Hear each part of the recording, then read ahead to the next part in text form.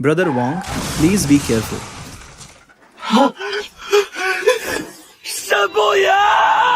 मैं टाइम में वापस आ गया हूँ। मैंने शेन बुयू के सामने ही उसका पूरा वार्डरोब खाली कर दिया। उसके चेहरे पर कोई बदलाव नहीं आया, लेकिन वो अपने दिल में अच्छी तरह जानती थी अब उसके पास मेरे बगल वाले कमरे में रहने का भी हक नहीं रहेगा। ये सोचते ही वो लगभग अपने सारे आंसू बहा चुकी थी। ओरिजिनल स्टोरी लाइन में मेरे डैड को पता चल जाता है कि शेन बुयू मुझसे प्यार करती है।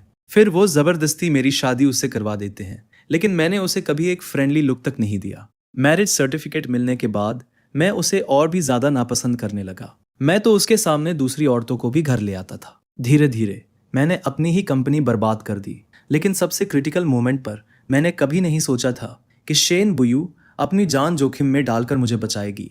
उसी पल मुझे आखिरकार एहसास हुआ। मैंने कसम खाई कि पूरी जिंदगी मैं सिर्फ उसी से प्यार करूंगा। मैं उसे दोबारा कभी पहले की तरह इतना हम्बल नहीं रहने दूंगा। खैर, मैं ये क्या कर रहा हूँ? तुमने नहीं कहा था कि तुम्हें मन लगा के पढ़ाई करनी है? जाओ पढ़ाई करो। खाली वार्डरोब को देखते हुए शेन बुयू कुछ बोलने की हिम्मत नहीं कर पाई और मैं भी उससे कुछ पूछने की हिम्मत नहीं कर पाया। वो चुपचाप वहां से चली गई। उसे ऐसे ही भेजने के बाद मैंने उसके सारे कपड़े और टॉयलेटरीज उठाकर अपने कमरे में रख दिए। मैं मन ही मन सोचने लगा, अगर आज रात उसे पता चला कि उसे मेरे साथ एक ही कमरा शेयर करना है, तो क्या उसके चेहरे पर अब भी वही शांति रहेगी? कमरा ठीक करने के बाद मैं लंच बॉक्स लेकर फांग फैमिली के लिए खाना देने निकल पड़ा। ऑफिस के अंदर जाने से पहले ही मैंने फांग फू को ट्रेनिंग प्रोजेक्ट के बारे में बात करते हुए सुन लिया। मैंने तुम्हें बहुत पहले ही कहा था इसे एक्सेप्ट मत करना, लेकिन तुमने मेरी बात सुनी ही नहीं। अब देखो, हम फंड्स की कमी में फंस गए हैं। मेरे पास अभी इतनी लिक्विड कैपिटल नहीं है। क्या तुम मुझे मजबूर करना चाहते हो? ब्रदर इन लॉ, आप मुझे ऐसे छोड़ नहीं सकते। मेरी सिस्टर अब इस दुनिया में नहीं है। अब आप ही मेरे इकलौते ब्रदर इन लॉ है। अगर आपने मेरी मदद नहीं की तो क्रेडिटर्स आ जाएंगे। क्या आप मुझे इस हालत में धकेलना चाहते हैं? ये सब सुनते ही मुझे तुरंत ओरिजिनल प्लॉट याद आ गया।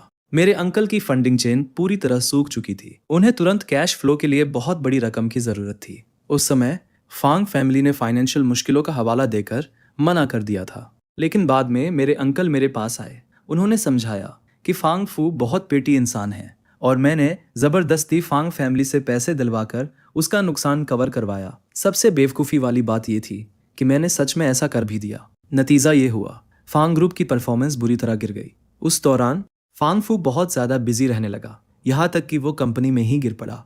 दूसरी तरफ मेरे अंकल के परिवार ने फांग फैमिली के पैसों से खूब दौलत कमा ली और शिया ग्रुप भी उसी दौरान बन गया। जब भी इन लोगों को तुम्हारी मदद चाहिए होती तो वो फांग फू को ढाल की तरह इस्तेमाल करते थे, जब आपको मुझे इतनी दूर तक लात मारने की भी जरूरत नहीं थी। मुझे याद है कि फांग फू के बीमार पड़ने के बाद वो मदद मांगने के लिए मेरे अंकल के पास गया था, लेकिन मेरे अंकल पलटकर मेरे सामने ही रोने लगे। मैं इतना भोला और बेवकूफ़ था कि मैंने सच में उनकी बातों पर यकीन कर लिया। बाद में मुझे पता चला कि शाह ग्रुप दूसरे लोगों से आगे कैसे निकल पाया। वो लगातार दूसरे लोगों का फायदा उठाकर ही आगे बढ़ा था। ये सब सोचकर मैं जानबूझकर पीछे हट गया। मेरे अंकल के जाने के बाद ही मैं ऑफिस के अंदर गया। क्या बात है डैड, आप इतनी गहरी सांसें क्यों ले रहे हैं? आप अचानक मुझसे मिलने क्यों आ गए? मैं बिना किसी वजह के कभी नहीं आता। मुझे देखो, फांग फू का दिल एक पल के लिए धड़कना भूल गया। डैड, आप मुझे ऐसे क्यों देख रहे हैं? जल्दी खाना खाइए। शाओ क्यों, तुम अचानक मेरे लिए खाना क्यों लेकर आई? क्या तुम्हारे अंकल ने तुमसे कुछ कहा? क्या मेरे अंकल मुझसे मिलना चाहते हैं? मुझे नहीं पता। तो फिर उन्होंने मुझे कॉल क्यों नहीं किया? ओह अच्छा है, लेकिन सच में एक बात है, वो कोई बड़ी बात नहीं है। मुझे एक बहुत टैलेंटेड इंसान मिला है। सच कहूँ तो उसे हायर न करना बहुत अफसोस की बात होगी, इसीलिए मैं खास तौर पे आपको बताने आया हूँ। अच्छा, मैं तो डर ही गया था। मुझे लगा कोई बहुत बड़ी बात है। ठीक है, फिर उसे यहाँ भेज दो। Thank you dad. बाद में आपको पता चल जाएगा कि लोगों को पहचानने में मेरी नज़र कितनी अच्छी है। अच्छा, तो बताओ शेन बुयू में आखिर क्या खराबी है? शेन बुयू हर मामले में अच्छी है। पहले मेरी ही गलती थी, अब मुझे सब साफ साफ दिखाई दे रहा है। उधर जब मैं खाना देने गया हुआ था, शेन बुयू ठंडे चेहरे के साथ व्हील चेयर पर बैठकर पूरे विला के खाली कमरों में अपना नया रहने का कमरा ढूंढ रही थी। पूरा ढूंढने के बाद भी उसे अपने कपड़े भी नहीं मिले। आखिर में वो सिर्फ अपने कमरे में वापस लौट सकती थी। उसके दिमाग में बस एक ही सवाल घूम रहा था, मैं आखिर उसे कहाँ भेजने वाला हूँ। वो यही सोच रही थी कि तभी थोड़ी देर बाद उसे बाहर एक कार के आने की आवाज़ सुनाई दी। इसलिए वो जल्दी से खिड़की के पास चली गई। सिर्फ एक नज़र में उसने पहचान लिया कि वो मेरी कार है। वो खिड़की के सहारे खड़ी हो गई। सिर्फ मुझे एक बार और देखने के लिए। घर लौटने के बाद मैं लंच बॉक्स लेकर किचन में चला गया। रुक जाओ, मॉम को धोने दो, अपने हाथ गंदे मत करो, ये तो बस एक लंच बॉक्स है, तुम्हारे हाथ भी हाथ ही है। मैंने मुस्कुराकर मना कर दिया। मैं सोच रहा हूँ कि घर के लिए एक हाउसकीपर हायर कर लूँ ताकि उन्हें इतनी मेहनत ना करनी पड़े। मैं उन्हें ब्यूटी ट्रीटमेंट के लिए भी ले जाना चाहता हूँ, उन्हें अपना अच्छे से ख्याल रखना चाहिए। ओरिजिनल स्टोरी लाइन में मैं शेन बुयू से नफरत करता था, यहाँ तक कि उसकी मॉम भी उसे पसंद नहीं करती थी। लेकिन उसके डैड और मॉम की दोबारा शादी हुई थी, मैं उन्हें सीधे घर से बाहर नहीं निकाल सकता था। इसी वजह से मैंने उस प्रीस्टेस को भी कभी अच्छी नज़र से नहीं देखा। अगर तुम आदेश दे सकती हो तो एक नौकर की तरह काम भी करो। अब पीछे मुड़कर देखता हूँ तो फांग फैमिली बिल्कुल सही थी। बचपन से बिगड़ा हुआ मैं सच में इंसान कहलाने के लायक भी नहीं था। अच्छी बात यह रही कि भगवान ने मुझे एक और मौका दे दिया। मैंने प्रीस्टेस से इन दोनों बातों के बारे में कहा। उसने बस मुस्कुराकर जवाब दिया। मैंने भी इस पर ज्यादा ध्यान नहीं दिया और कुछ नहीं कहा। लंच बॉक्स धोने के बाद मैं अपने कमरे में वापस लौट आया। फिर मैंने देवी के लिए आगे की प्लानिंग शुरू कर दी। साथ ही मुझे ये भी याद आया कि मैंने सिर्फ 3 दिन की छुट्टी ली थी। मैं जल्द ही स्कूल जाने वाला हूँ। जल्दी से अपनी टेक्स्ट बुक्स निकालो और रिव्यू करो। टाइम में वापस आने के बाद मैंने फाइनेंस सीखने का फैसला किया ताकि दोबारा किसी के स्कैम का शिकार न बनो। ओरिजिनल स्टोरी लाइन में मैं सच में बहुत बेवकूफ़ था। सिर्फ उसके साथ रहने के लिए मैं विदेश जाने का मौका तक छोड़ दिया। यहाँ तक कि मैंने इंफॉर्मेशन टेक्नोलॉजी भी पढ़ी। चीन लौटने के बाद मैंने लू झाओयाओ की कंपनी के लिए सॉफ्टवेयर डेवलप करने में और भी ज़्यादा मेहनत की। लेकिन आखिर में उन्होंने पलटकर फांग ग्रुप के सारे पैसे हड़प लिए। काफ़ी देर तक हिचकिचाने के बाद उसने आखिर पानी पीने का बहाना बनाकर नीचे जाने का फैसला किया। देखूं तो सही वो क्या कर रहा है। उसने अपने लिए एक गिलास पानी डाला। मैंने पूरे कमरे में नज़र घुमाई, लेकिन मुझे वो कहीं दिखाई नहीं दिया। क्या वो पहले ही अपने कमरे में ऊपर जा चुका है? इतनी जल्दी कैसे? शेन बुयू को थोड़ा दुख हुआ। उसने चुपचाप पानी पी लिया और खास तौर पर गिलास भी अच्छी तरह धो दिया। तब जाकर वो धीरे धीरे और मन मारकर ऊपर चली गई। उसी समय शेन की मॉम वहां आ गई। तुम अभी भी नीचे पानी पीने क्यों आई हो? क्या मॉम तुम्हारे लिए ऊपर पानी नहीं लाई थी? शेन बुयू एक पल के लिए रुक गई। उसने व्हीलचेयर आगे बढ़ाते हुए कहा, मैं भूल गई थी। जब शेन बुयू कमरे में वापस लौटी, मेरी नज़र टेबल पर रखे पानी के जग पर पड़ी। तब मुझे अपनी गलती का एहसास हुआ। मैं शर्म से सिर तक नहीं उठा पा रही थी। वो अभी तक वापस नहीं आया। तभी दरवाजे पर आवाज आई। अगले ही पल मैंने दरवाजा खोलकर अंदर कदम रखा। मैं सीधे किताबों के ढेर के पास गया और कुछ ढूंढने लगा। उसी वक्त मैंने मुड़कर देखा और मेरी नज़र शेन बुयू से मिली। मैं सीधा उसके बिल्कुल पास चला गया। क्या देख रही हो? क्या मेरे चेहरे पर कांटे उगे हुए हैं? अचानक इतना पास आया चेहरा देखकर शेन बुयू पूरी तरह सन्न रह गई। कुछ सेकंड बाद उसे सांस लेने में भी थोड़ी दिक्कत होने लगी। मेरी तेज नज़र तुरंत उसके लाल हुए कानों पर पड़ गई। मैंने जानबूझकर उसे छेड़ते हुए कहा, शेन बुयू, तुम्हारे कान इतने लाल क्यों हो गए हैं? इतना कहते हुए मैंने हाथ बढ़ाकर उसके गाल को हल्के से पकड़ लिया। शेन बुयू घबरा गई। उसने बिना सोचे समझे मेरा हाथ पकड़ लिया। लेकिन जैसे ही उसे एहसास हुआ कि उसने मुझे छू लिया है, वो घबराकर तुरंत मेरा हाथ छोड़ बैठी। मेरे हैरान चेहरे को देखकर वो तुरंत घबरा गई। उसने सिर झुका लिया और बहुत संभल कर माफी मांगी। Brother Fang, I am sorry. मेरा आपको छूने का कोई इरादा नहीं था। मैं नाराज नहीं हूँ। ये सुनते ही शेन बुयू ने तुरंत सिर उठा लिया, लेकिन वो एक शब्द भी नहीं बोल पाई। मुझे थोड़ा शक हुआ। मैंने उसके सामने हाथ हिलाया। तुम कुछ बोल क्यों नहीं रही हो? तब जाकर जैसे उसे होश आया, लेकिन मैंने इस पर ज्यादा ध्यान नहीं दिया। मैं बस झुककर उसके माथे पर हल्के से किस कर दिया। शेन बुयू से बात करने के बाद मैं किताब लेकर बाहर निकल गया। खाने का समय हो गया। फांग शाओताओ अपनी छोटी छोटी टांगों से दौड़ती हुई आई। वो सबको खाने के लिए बुला रही थी। आवाज सुनते ही मैंने दरवाजा खोल दिया। मैंने फांग शाओताओ को गोद में उठाया और बाहर चल पड़ा। पड़ोस में किसी ने आंटी को आवाज दी, लेकिन उन्होंने कोई जवाब नहीं दिया। लेकिन जैसे ही मैंने दरवाजा खोला, मैंने देखा कि शेन बुयू अब भी उसी हालत में थी जैसी मैं दोपहर में छोड़कर गया था। क्या मैंने इसे किस करके सच में पागल कर दिया? शाओताओ पहले नीचे चली गई ताकि मॉम की टेबल लगाने में मदद कर सके। ठीक है, मैं फिर से झुक गया और शेन बुयू के माथे पर एक और किस कर दिया। मैंने मुस्कुराकर उसकी तरफ देखा। तब जाकर शेन बुयू जैसे होश में आई। उसकी आंखें हल्की सी हिली और उसने सिर हिला दिया। ब्रदर, मैं वापस आ गया। जब हम दोनों नीचे गए, फांग शाओताओ ने उलझन भरे चेहरे से पूछा, ब्रदर, आपने मुझे पहले नीचे क्यों भेज दिया? क्योंकि तुम्हारी सिस्टर अभी एक बहुत ज़रूरी बात के बारे में सोच रही थी। हम उसे डिस्टर्ब नहीं कर सकते, इसलिए मैंने तुम्हें पहले नीचे जाकर मॉम की टेबल लगाने में मदद करने के लिए कहा। हमारी लिटिल पीच सबसे अच्छी लड़की है। मैंने मुड़कर पीछे खड़ी शेन बुयू की तरफ देखा। उसके चेहरे पर अब भी कोई एक्सप्रेशन नहीं था, लेकिन मुझे क्या पता था कि जैसे ही मैंने अपना सिर घुमाया, उसके होठों के कोने हल्के से ऊपर उठ गए। रेस्टोरेंट पहुंचने के बाद फांग शाओताओ हाथ धोते ही दौड़कर मेरे पास आ गई। ब्रदर, क्या मैं आपके साथ बैठ सकती हूँ? बिल्कुल बैठ सकती हो। मैंने उसे उठाकर अपने पास वाली कुर्सी पर बैठा दिया। इस छोटी सी शैतान को ब्रदर क्या मिला? ये तो अपने डैड, मॉम और सिस्टर तक को भूल गई। क्या तुम तीनों एक दूसरे को खाना खिलाने वाले हो? मैंने अपनी सिस्टर की प्लेट में खाना रखा और मेरी सिस्टर ने भी मेरी प्लेट में खाना रखा। और क्या खाना है? ये कहते हुए फांग शाओताओ ने अपना छोटा सा बाउल मेरी तरफ बढ़ा दिया और सामने रखे खाने की तरफ उंगली करके बोली, मुझे ये और ये खाना है। मैं मुस्कुरा दिया। मैंने एक एक करके उसकी पसंद की सारी डिशेस उसकी प्लेट में रख दी। ये देखकर देवी से रहा नहीं गया। फांग शू, इसकी प्लेट में और खाना मत रखो, ये इतना नहीं खा पाएगी। मैं खा लूंगी, मैं बाद में सब खत्म कर दूंगी। ये देखकर देवी मुस्कुरा दी। तो फिर खा चुकी हो, अपने ब्रदर से और खाना डलवा लो। फांग शाओताओ ने नाखुश होकर सिर झुका लिया और चुपचाप खाना खाने लगी।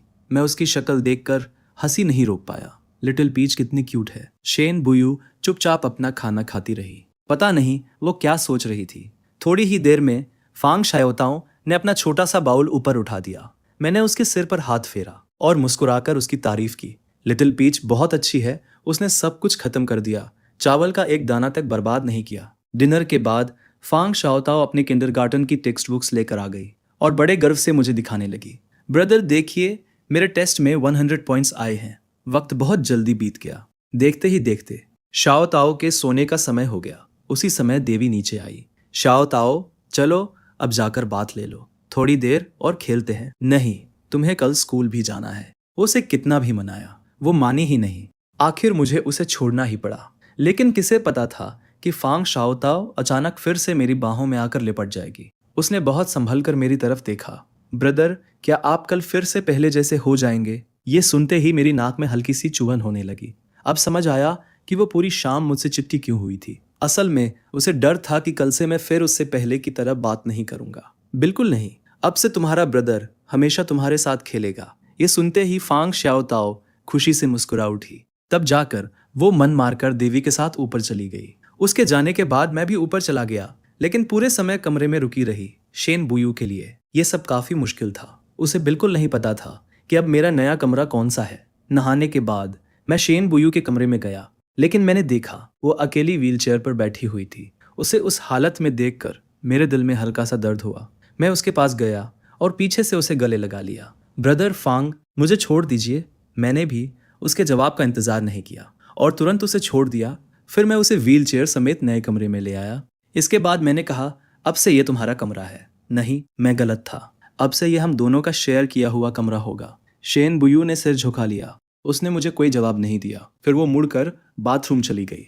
मैं दरवाजे से टिककर खड़ा हो गया और अपने पिछले जन्म की बातें याद करने लगा। उसके साथ रहना बस हाथ पकड़ने तक ही सीमित था। पहले मुझे लगता था कि वो ऐसा इसलिए करता है क्योंकि वो हमारे रिश्ते को बहुत महत्व देता है, लेकिन बाद में मुझे समझ आया ये सब सिर्फ मेरी अपनी विशफुल थिंकिंग थी। शुरू से लेकर आखिर तक वो सिर्फ आन लान से ही प्यार करता था। इस जन्म में कृपया फिर से मुझे चोट मत पहुंचाना। शेन बुयू काफी देर तक बाथरूम से बाहर नहीं आई। शेन बुयू, क्या तुम ठीक हो? इतनी देर क्यों लग रही है? बस अभी हो जाएगा। ज्यादा देर नहीं हुई कि बाथरूम का दरवाजा खुल गया। शेन बुयू व्हीलचेयर चलाते हुए बाहर आ गई। तुम बाल सुखाए बिना ही बाहर क्यों आ गई? शेन बुयू हकलाने लगी। उसे समझ नहीं आ रहा था कि बात कहाँ से शुरू करे। ये देखकर मैंने हल्की सी सांस छोड़ी और मजबूर होकर तौलिया लेने चला गया। मैंने शेन बुयू को ड्रेसिंग टेबल के सामने ला दिया और हेयर ड्रायर से उसके बाल सुखाने लगा। बाल सुखाने के बाद मैंने पहले उसे बेड के किनारे पहुंचा दिया। जब मैं नहा के वापस आया और बेड पर लेटा, तब तक शेन बुयू पहले से ही बेड पर लेटी हुई थी। बस वो मुझसे थोड़ी सी दूरी पर थी। अगली सुबह जैसे ही मेरी आंख खुली, शेन बुयू की भी अभी अभी नींद खुली थी। पता नहीं कब हम दोनों एक दूसरे से लिपट कर सो गए थे। तुम कब जागी? अभी थोड़ी देर पहले। शेन बुयू का जवाब हमेशा की तरह बहुत छोटा था। वो वैसे भी ज्यादा बातें करने वाले इंसान नहीं थी। मुझे उसे छेड़ने का मन हुआ। मैं थोड़ा उसके करीब झुका और धीरे से उसके गाल को छू लिया। मैंने देखा उसके कानों के सिरे फिर से हल्के लाल हो गए थे। ये देखकर मैं अपनी हंसी नहीं रोक पाया। थोड़ी देर बाद तैयार होने के बाद मैं शेन बुयू को व्हील चेयर पर नीचे ले आया। उस समय सब लोग अभी नाश्ता करना शुरू ही कर रहे थे। मुझे देखते ही फांग शाओताओ खुशी से उछल पड़ी। ब्रदर, इधर आकर बैठिए। मैं मुस्कुराते हुए शेन बुयू को वहां तक ले दिया और शाओताओ के बगल में बैठ गया। जब लगभग नाश्ता खत्म होने वाला था तभी फांग शाओताओ अचानक बोली, ब्रदर, अगर आपका और सिस्टर का डिवोर्स हो गया तो आप मुझसे शादी कर लेना। ये सुनते ही मैं पूरी तरह चौंक गया। ये कैसी अजीब बात है। मिस्टर फांग दूध पीते पीते खांस पड़े, लेकिन मैंने ध्यान नहीं दिया कि उसी समय शेन बुयू चुपके से मेरी तरफ देख रही थी और उसके होठों पर हल्की सी मुस्कान आ गई थी। फांग फू ने तुरंत फांग शाओताओ की बात बीच में काट दी। ठीक है, अब खाना खाओ, बाद में स्कूल के लिए लेट मत हो जाना। फांग शाओताओ ने नाखुश होकर होठ फुला लिए। मैं मुस्कुराया और उसके सिर पर हल्के से हाथ फेरा। थोड़ी देर में तुम्हारा ब्रदर खुद तुम्हें स्कूल छोड़ने जाएगा। फांग शाओताओ तुरंत फिर से खुश हो गई। हाँ, बहुत बढ़िया। अपनी छोटी सिस्टर को स्कूल छोड़ने के बाद मैं घर वापस आया और देवी को ब्यूटी ट्रीटमेंट के लिए बाहर ले गया। शुरुआत में देवी ने इस बात को गंभीरता से नहीं लिया। मैं लगभग जबरदस्ती उन्हें बाहर लेकर गया। कैसा लग रहा है ना? मैंने आपके लिए मेंबरशिप कार्ड भी बनवा दिया है। उसमें पैसे भी टॉप अप कर दिए हैं। जब भी समय मिले मेंटेनेंस के लिए आती रहिएगा। मेरे पैसे बर्बाद मत करो। मॉम अब बूढ़ी हो गई है, इन सब चीजों की कोई जरूरत नहीं है। आंटी ने ऐसा कहा, लेकिन उनके चेहरे पर खुशी साफ दिखाई दे रही थी। उसके बाद मैं शेन की मॉम का इंतजार करने के लिए एक मसाज चेयर पर बैठ गया। मेरा मूड और भी अच्छा हो गया। दोबारा जन्म लेना कितना अच्छा होता है। इस बार मैं अपनी जिंदगी पूरी तरह एंजॉय करूंगा। कचरे जैसे लोगों से दूर रहूंगा और अपने परिवार की रक्षा करूंगा। उधर आन लान मिल्क टी शॉप में एक लड़की को बहला फुसलाकर अपने पक्ष में कर रही थी। तुम मेरे परिवार की हालत जानती हो। मेरे डैड की कंपनी पूरी तरह मेरे अंकल पर निर्भर है। फांग शिउ तुम्हें बहुत पसंद करता है। क्या तुम मेरी मदद करके उससे छुटकारा दिला सकती हो? अगर वो नाराज हो गया और मेरे अंकल से शिकायत कर दी तो मेरे डैड का बिजनेस चल ही नहीं पाएगा। आन लान लगातार मेरी बुराई करती रही। उसने खुद को एक मासूम और सताई हुई लड़की की तरह दिखाया। उसकी बातें सुनकर लू झाओयाओ के मन में उसे बचाने की इच्छा और भी बढ़ गई और मेरे लिए उसके दिल में सिर्फ नफरत बची। उसने दर्द भरे चेहरे के साथ आन लान का हाथ पकड़ लिया। ठीक है, मैं तुम्हारी उससे एक बार और मुलाकात करवा दूंगा, लेकिन मैं उसे कभी एक्सेप्ट नहीं करूंगा। तुम जानती हो मेरे दिल में सिर्फ तुम हो। आन लान ने खुश होने का नाटक किया। झाओयाओ, थैंक यू। इसके बाद दोनों ने थोड़ा और दिखावा किया। फिर उसने लू झाओयाओ के फोन से फांग शू को एक मैसेज भेजा। फांग शू, शनिवार को मिलते हैं। उधर मैं किचन में सबकी मदद कर रहा था और अपना फोन लिविंग रूम की कॉफी टेबल पर रख दिया था। उसी समय मेरे फोन की रिंग बजी। स्क्रीन जल उठी। शेन बुयू ने यूं ही एक नजर डाली और लू झाओयाओ का मैसेज देख लिया। उसका चेहरा तुरंत उतर गया। मैं आंटी की टेबल लगाने में मदद कर रहा था। फिर मैं लिविंग रूम में आया और शेन बुयू को खाने के लिए बुलाया। मैं उसे व्हीलचेयर से ले जाने ही वाला था, लेकिन उसने मुझे मना कर दिया। मुझे मत धक्का दीजिए, मैं खुद चला जाऊंगी। ये सुनकर मुझे लगा शायद उसका सेल्फ रिस्पेक्ट जाग गया, इसलिए मैंने जोर नहीं दिया। लेकिन मैं चुपचाप उसके पीछे पीछे डाइनिंग टेबल तक गया। आंटी खुशी खुशी मेरे बनाए हुए खाने की तारीफ करने लगी। ये पहली बार है कि इसने खाना बनाया है। मैंने उम्मीद भरी नजरों से शेन बुयू की तरफ देखा। आखिर ये मेरा पहला मौका था। हालांकि उसकी मॉम ने मुझे गाइड किया था, लेकिन शायद स्वाद इतना अच्छा न हो। अगर अच्छा न लगे तो जबरदस्ती मत खाना। शेन बुयू ने कुछ नहीं कहा। उसने बस चॉपस्टिक्स उठाई और एक निवाला खाया। मैंने उसकी आंखों में आया बदलाव साफ देख लिया, जिसे वो छिपा नहीं पा रही थी।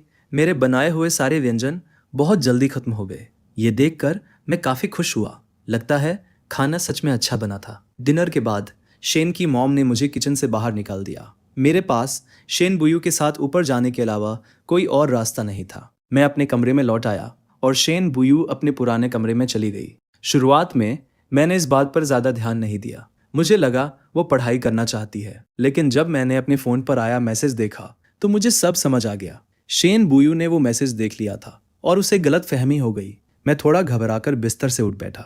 लगता है मेरी वाइफ चल रही है। मैंने दरवाजा खोला और उसे मनाने के लिए उसके कमरे में चला गया। जैसा मैंने सोचा था, शेन बुयू पढ़ाई नहीं कर रही थी। वो बस कंप्यूटर डेस्क के सामने बैठी कहीं खोई हुई थी। मैं सीधा उसके पास चला गया और उसे वापस कमरे में ले आया। कमरे में लौटने के बाद शेन बुयू ने नाराज चेहरे से मुझे देखा। मुझे और भी काम है, आप मुझे वापस क्यों ले आए? मैंने उसे मना करने का कोई मौका नहीं दिया। मैंने उसे सीधे उठाकर बेड पर बैठा दिया। क्या हुआ? बाकी काम थोड़ी देर बाद भी हो सकते हैं। अभी दोपहर में सोने का समय है। मुझे नींद नहीं आ रही, मैं सोना नहीं चाहती। शेन बुयू उठकर जाने लगी, लेकिन अब बहुत देर हो चुकी थी। मैंने उसे जाने नहीं दिया। लेकिन मुझे नींद आ रही है, तुम मेरे पास नहीं होती तो मुझे नींद नहीं आती। मेरे साथ सो जाओ। ठीक है। मेरी वाइफ के इतना कहने के बाद भी जब शेन बुयू ने कोई रिएक्शन नहीं दिया तो मैंने उसे कई बार और पुकारा। शेन बुयू वहीं खड़ी की खड़ी रह गई। मैं मुस्कुरा दिया, फिर मैंने उसे अपनी बाहों में खींच लिया और हम दोनों चैन से सो गए। अगली सुबह जागते ही मैंने उससे पूछा, क्या तुमने कल मेरे फोन के मैसेज देखे थे? हाँ। नहीं, शेन बुयू ने जोर देकर इनकार कर दिया। मैंने तुरंत उसका झूठ पकड़ लिया। तुम झूठ बोल रही हो, मेरी आंखों में देखकर बोलो। शेन बुयू बेबस हो गई। आखिर उसे सच बताना ही पड़ा। मैंने बस एक नजर देखी थी, वो कुछ शब्द देखकर मुझे समझ आ गया। मैंने अपना फोन निकाल लिया। तो यही वजह है कि तुम नाराज थी। शेन बुयू ने मुझे घूर कर देखा। उसका रिएक्शन देखकर मैं मुस्कुरा दिया। फिक्र मत करो शेन बुयू, इस दुनिया में मेरे दिल में सिर्फ तुम्हारे लिए ही जगह है। उधर रात में अंकल सोफे पर बैठे गहरी सांसें भर रहे थे।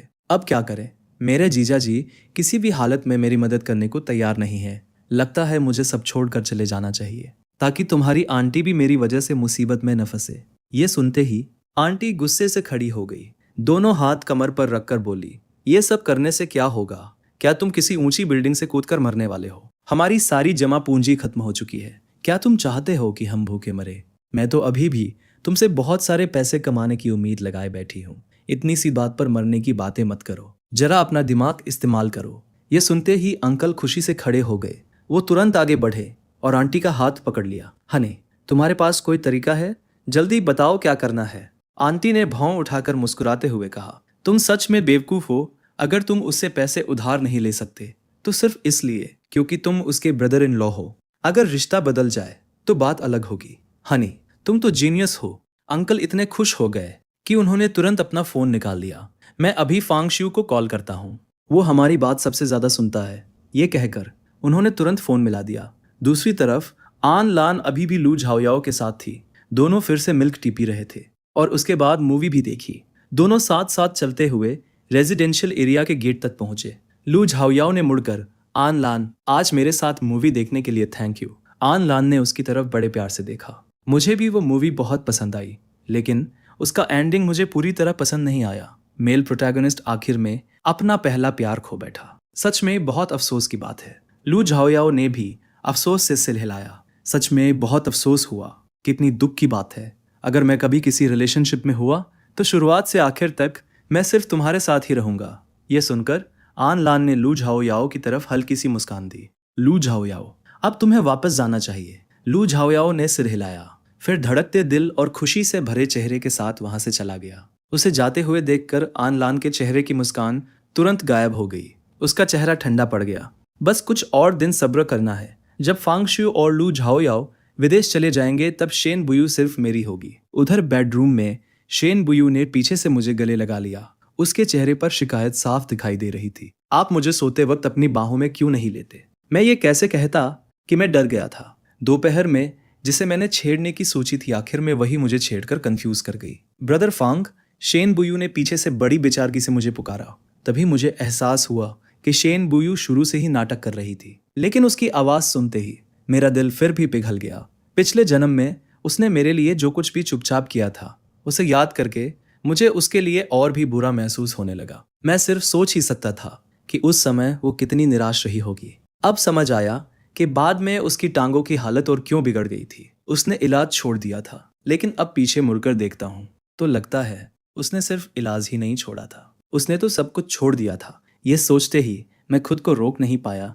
मैं मुड़ा और शेन बुयू को कसकर गले लगा लिया। शेन बुयू, भविष्य में चाहे कुछ भी हो, तुम कभी अपनी जिंदगी से हार मत मानना। मैं चाहता हूँ कि तुम अच्छी तरह जियो। मुझसे वादा करो, ठीक है? लेकिन शेन बुयू के चेहरे पर जरा भी बदलाव नहीं आया। तो मुझे किस कीजिए, मैं मान जाऊंगी। मैंने इस बात पर ज्यादा ध्यान नहीं दिया। शेन बुयू का एक्सप्रेशन अब भी वैसा ही था। मैं बिना किसी हिचकिचाहट के उसके पास गया और उसे गले लगा लिया। वो हल्का सा चौंक गई, फिर धीरे धीरे वो मेरे और करीब आ गई। मैं भी चुपचाप उसके साथ लगा रहा। कुछ देर बाद शेन बुयू ने मेरे कान के पास आकर धीरे से कहा, फांग शियू, मुझे छोड़कर मत जाना, वरना मैं पागल हो जाऊंगी। फिर पता नहीं मैं क्या कर बैठूं। ये सुनकर मैं एक पल के लिए चौंक गया। तभी मुझे एहसास हुआ कि शेन बुयू ये बात पूरी गंभीरता से कह रही थी। वो सच में कोई पागलपन भरा कदम उठा सकती थी। ये सोचते ही मेरे शरीर में अनजाने में एक सिहरन दौड़ गई। लेकिन अगले ही पल मुझे अपने उस रिएक्शन पर पछतावा हुआ। मेरी वही अनजानी हरकत गलत समय पर हो गई थी। शेन बुयू जरूर इसका गलत मतलब निकाल लेगी। मैंने तुरंत उसे फिर से कसकर गले लगा लिया ताकि उसकी सारी गलतफहमियां दूर हो जाएं। शेन बुयू, हम हमेशा साथ रहेंगे। ये सुनकर शेन बुयू की आंखों में हल्की सी हलचल हुई। उसने धीरे से सिर हिला दिया। ठीक है, आज जो तुमने कहा है उसे हमेशा याद रखना। उस वक्त मुझे बिल्कुल अंदाजा नहीं था कि शेन बुयू आखिर क्या सोच रही थी। अगली सुबह तैयार होकर मैं नीचे आया। मुझे देखते ही फांग शाओताओ ने चिंता से पूछा, ब्रदर, आपके होंठ को क्या हुआ? मैंने तुरंत अपना मुंह ढक लिया और बड़ी मुश्किल से समझाया, कुछ नहीं, गलती से मेरे होंठ पर कट लग गया। आई एम सॉरी, आज मुझे स्कूल जाना है, इसलिए मैं आज शाओताओ को किंडरगार्टन छोड़ने नहीं जा पाऊंगा। फांग शाओताओ ने समझदारी से सिर हिला दिया। कोई बात नहीं, जब बाद में ब्रदर के पास समय होगा तब मुझे फिर स्कूल छोड़ देना। उसी समय शेन बुयू हमेशा की तरह चुपचाप व्हीलचेयर चलाते हुए नीचे आ गई। लेकिन फांग शाओताओ की तेज नजर ने तुरंत कुछ अजीब देख लिया। हम सिस्टर, आपकी गर्दन को क्या हुआ? ये सुनते ही मैं एक पल के लिए बिल्कुल चुप रह गया और फिर अचानक खांसने लगा। खांसी खांसी खांसी। मेरी सिस्टर भी ना सबसे चौंका देने वाली बातें इतनी आसानी से बोल देती है। उधर खाना खा रहे फांग फू ने भी ये सुनते ही शेन बुयू की गर्दन की तरफ देखा और फिर वो भी अजीब सी झिझक के साथ खांसने लगे। फांग शाओताओ की नज़र शक भरी निगाहों से मेरे और शेन बुयू के बीच घूमने लगी। तभी मैंने उसे जोर से कहते सुना, ओह सिस्टर, आपकी और ब्रदर की लड़ाई हुई है। उसकी बात सुनकर मैं एक बार फिर बिल्कुल चुप रह गया। वैसे तो ये कोई बड़ी बात भी नहीं थी, लेकिन मेरी सिस्टर के ऐसा कहने के बाद अब तो लोग और भी ज्यादा गलत सोचने लगेंगे। उस पल मुझे इतनी शर्म आई कि मैंने जल्दी जल्दी खाना खाना शुरू कर दिया। मैं बस जितनी जल्दी हो सके टेबल से उठना चाहता था। शेन बुयू पूरे समय चुप रही। उसके चेहरे पर न शर्म थी और ना ही कोई घबराहट। जल्दी से खाना खत्म करने के बाद मैं तुरंत ऊपर गया, अपनी किताब उठाई और घर से निकल गया। जब फांग फू ऑफिस जाने वाले थे तभी शेन बुयू ने उन्हें रोक लिया। डैड, मैं और फांग शू बाहर शिफ्ट होना चाहते हैं। जब तुमने घर भी खरीद लिया है तो लगता है तुम दोनों ने सब सोच समझकर फैसला किया है। ठीक है, फिर तुम लोग शिफ्ट हो जाओ, लेकिन जब भी समय मिले घर वापस आते रहना। मैं और तुम्हारी मॉम तुम दोनों का इंतजार करेंगे। शेन बुयू ने फिर से सिर हिलाया। थैंक यू डैड, मैं और फांग शू अक्सर आप सबसे मिलने वापस आया करेंगे। फांग फू शेन बुयू के सच्चे चेहरे को देखते रहे। कुछ देर चुप रहने के बाद बोले, मैंने फांग शू को बहुत बिगाड़ दिया है, तुम्हें बहुत तकलीफ हुई होगी, उसके साथ थोड़ा धैर्य रखना। डैड, आप चिंता मत कीजिए, मैं उसका अच्छे से ख्याल रखूंगी। शेन बुयू की बात सुनकर फांग फू मुस्कुरा दिए और अपने कमरे में लौट गए। उन्हें पूरा भरोसा था कि शेन बुयू अपना वादा जरूर निभाएगी। उधर स्कूल में मैंने बनावटी मुस्कान के साथ अपने अंकल का कॉल उठाया। फांग शू, क्या कर रहे हो? बहुत दिनों से तुम अपने अंकल के घर नहीं आए। क्या तुम्हें अपने अंकल और आंटी की याद नहीं आती? ये सुनकर मैं मन ही मन ठंडी हंसी हंस पड़ा, लेकिन मैंने मुंह से मना नहीं किया। मैं अभी स्कूल में हूँ, आज मेरी क्लास है। आज रात मैं डिनर के लिए अंकल के घर आ जाऊंगा। ठीक है, ठीक है, तो तुम अच्छी तरह पढ़ाई करो, तुम्हारा अंकल तुम्हें और परेशान नहीं करेगा। कॉल कटते ही मेरे चेहरे का एक्सप्रेशन ठंडा पड़ गया। फोन पर इतनी मिठास सिर्फ इसलिए है क्योंकि उन्हें लगता है कि मेरा फायदा उठाना आसान है। दूसरी तरफ अंकल आन ने खुशी खुशी फोन रख दिया। आंटी ने उनका चेहरा देखा तो तुरंत समझ गई कि बात बन गई है। अब उन्हें बस आज रात अच्छा एक्टिंग करना है। उधर स्कूल में मैंने ताना मारते हुए हल्की सी हंसी छोड़ी। फिर मैंने घर पे कॉल किया। कॉल जुड़ गई। दूसरी तरफ से शेन बुयू की आवाज आई, ब्रदर फांग, क्या बात है? मैं थोड़ा हैरान हुआ। मैंने कुछ नहीं पूछा। फिर भी शेन बुयू को पता चल गया था कि कॉल मेरी ही है, लेकिन मैंने इस बात पर ज्यादा ध्यान नहीं दिया। मॉम से कह देना कि आज रात मैं घर पर डिनर नहीं करूंगा। लेकिन जैसे ही मैंने ये कहा, फोन के दूसरी तरफ पूरी तरह सन्नाटा छा गया। मैंने भौहें सिकोड़ ली। शेन बुयू, तुमने सुना? तब शेन बुयू ने बस धीरे से हम कहा और फोन काट दिया। मैंने उलझन में अपना सिर खुजलाया। उसी समय आंटी किचन से बाहर आई। क्या फांग शू का फोन था? उसने क्या कहा? शेन बुयू ने शांत आवाज में जवाब दिया। फांग शू का फोन स्कूल की बात के लिए था। उसने व्हीलचेयर चलाते हुए ऊपर का रुख किया, फिर वो सीधे कोड की दुनिया में डूब गया। जल्द ही उसने एक मिनी प्रोग्राम बना लिया जो फांग शू की लोकेशन ट्रैक कर सकता था। उसने कंप्यूटर स्क्रीन की तरफ देखा। उसके होठों पर हल्की सी मुस्कान आ गई। फांग शू, तुम्हारा गेम अब शुरू होने वाला है। उधर क्लासरूम में मुझे बिना किसी वजह के अचानक छींक आ गई। क्या मुझे सर्दी हो गई? मेरे बगल में बैठी लड़की ने मुझे एक पैकेट टिश्यू दे दिया। मैं मुस्कुराया और उसे थैंक यू कहा, लेकिन अचानक वो मुझे कुछ जानी पहचानी लगी। फिर भी मुझे उसका नाम याद नहीं आया, लेकिन मैंने कभी नहीं सोचा था कि इसी पल किसी बुरी नीयत वाले इंसान ने हमारी ये तस्वीर स्कूल वॉल पर पोस्ट कर दी और ये मामला बहुत जल्दी फैल गया। लेकिन जिस इंसान का नाम इसमें था, यानी मुझे इस बात की जरा भी खबर नहीं थी। उधर घर पर शेन बुयू चुपचाप स्कूल की कैंपस वॉल देख रही थी। तभी उसकी नजर उस फोटो पर पड़ी। फोटो में मेरी मुस्कान उसे बेहद खटक रही थी। उसने तुरंत उस लड़की की सारी जानकारी निकाल ली। वो एक गरीब परिवार की लड़की थी जिसने अपनी मेहनत से अच्छे यूनिवर्सिटी में एडमिशन लिया था और उसके घर पर एक बीमार माँ भी थी जो बिस्तर से उठ नहीं सकती थी। शेन बुयू की आंखें ठंडी हो गई। उसे लगा शायद ये लड़की जानबूझकर मेरे करीब आई है। उधर मैं अंकल के घर जाते हुए अचानक उस लड़की को पहचान गया। बाद में वो लू झाओयाओ की मदद करने वाली थी और उसी की सिस्टर सारे पैसे और कीमती सामान लेकर भाग गई थी। पिछले जन्म में मैं उस अकाउंटेंट से मिला था। उसके हाथ में अपनी सिस्टर की फोटो थी। वो बार बार कह रहा था कि मैं ही कातिल हूं। उसने मुझ पर यह इल्जाम भी लगाया कि फांग फैमिली के बड़े बेटे होने का फायदा उठाकर मैंने उसकी सिस्टर को बदनाम किया। अफवाहों का दबाव उसकी सिस्टर सह नहीं पाई और आखिर में उसने बिल्डिंग से कूदकर अपनी जान दे दी। मैंने जोर से ब्रेक लगा दिए और तुरंत अपना फोन निकाल लिया। लगता है उसकी सिस्टर की मौत का समय यही था, लेकिन मुझे इस बारे में सच में कुछ भी नहीं पता था। जब मैंने पोस्ट देखी तो मैं हैरान रह गया। किसी ने स्कूल वॉल पर मेरे बारे में अफवाह फैला दी थी और कमेंट्स में ऐसा दिखाया जा रहा था जैसे ये सब मैंने ही प्लान किया हो। एक नज़र में ही मुझे समझ आ गया कि कोई जानबूझकर मुझे निशाना बना रहा है। वो मेरे नाम का इस्तेमाल करके उस लड़की को बर्बाद करना चाहता था। सबसे गुस्से वाली बात यह थी कि बाद में जब उस लड़की की मौत हुई तो लोगों ने उसे उकसाने का पूरा इल्ज़ाम मेरे सिर पर डाल दिया और यही वजह बनी कि उसका भाई बाद में मुझसे बदला लेने आया। ये सब देखते ही मैं एक पल भी शांत नहीं बैठ पाया। मैंने तुरंत पास का एक इंटरनेट कैफे ढूंढा और पोस्ट सफलतापूर्वक डिलीट कर दी। उधर घर पर शेन बुयू ने देखा कि वो पोस्ट गायब हो गई है।